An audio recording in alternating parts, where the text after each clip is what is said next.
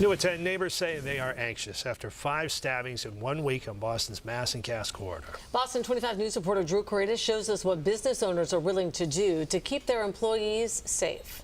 It's insanity. I don't know what the breaking point is, but for me as a business owner, I have to start taking the matter into my own hands. You don't have to look far to see where Mario Signore's frustration is coming from. This new video we recorded just 1 block away from the family property he manages on Southampton Street shows the current situation of hundreds of people on a humid July day, widespread drug use, and dozens of tents and makeshift structures still standing. I need to start upping my security, my lights, sirens. I have to put irrigation systems in to sprinklers. Signore is now planning to install an irrigation system on the roof of the property that's home to a food processing plant, an ice factory and distribution warehouse, and a new cannabis delivery business he'll be launching in the coming months. What we would do is put an irrigation system in on the roof to kind of create a waterfall effect to make people not camp out at night, which breaks my heart. But Signore tells us he feels he has to do something. We did a big needle pickup this morning, so we came down here. You can see the syringes, the plunger right here. He spends his mornings cleaning up needles and paraphernalia from loading docks and underneath trucks, and tells us he's been forced to defend himself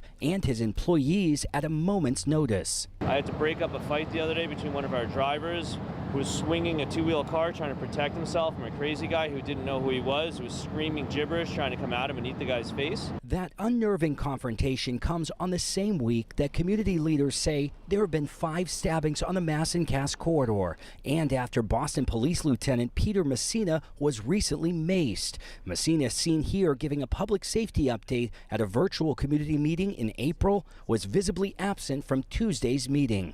We have Atkinson Street, where tents are an omnipresent feature.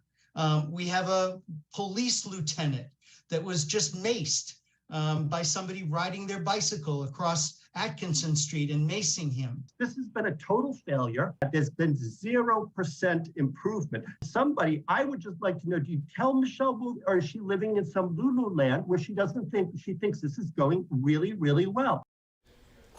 Drew Corridas reporting right there. Drew has reported on the constant issues in crisis at Mass and Cass for several years now. And to see his reports, you can go to our website, boston25news.com, and search Mass and Cass.